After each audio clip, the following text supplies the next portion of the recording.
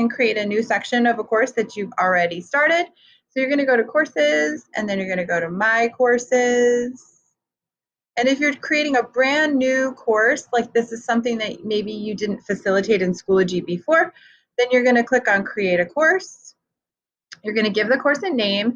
Just know that if you decide to change the name later, we don't have access to that because it becomes view only. So you'll have to reach out to Sarah Can to change the course name. So I'm going to call this my Sandbox for Authentic Assessment.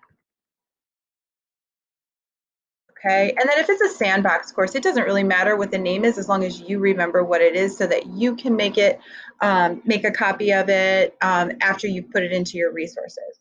So then if you're adding a section to a course that's already created, I'll show you how to do that in just a minute. But for your subject area, for adults, I generally select other. For level, I generally select none. But if you want to, you can select graduate as well.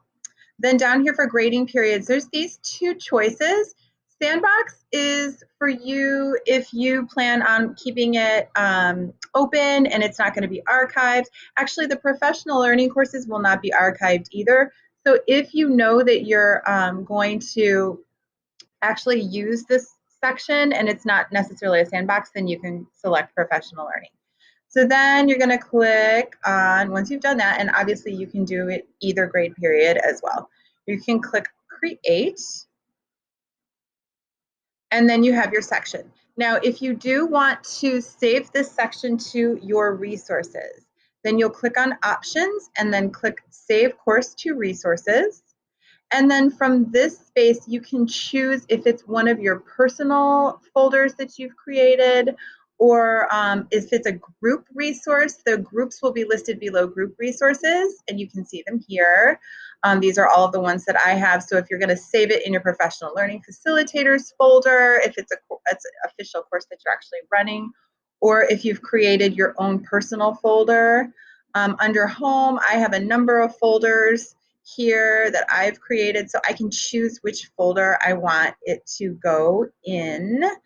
And for this, I'm actually just going to say no folder for now, but I can choose whatever folder I want, and then it goes into my resources. If I want to find it in my resources, then I will go to resources. And since this, if it were a group resource, so if you're saving it under professional learning resources, then you would click on group. But since this is my personal folder that I've created, then it's under my home, and you can see that the course is going to be at the very bottom, and there it is. So now I have the course, and I can start to build my Sandbox.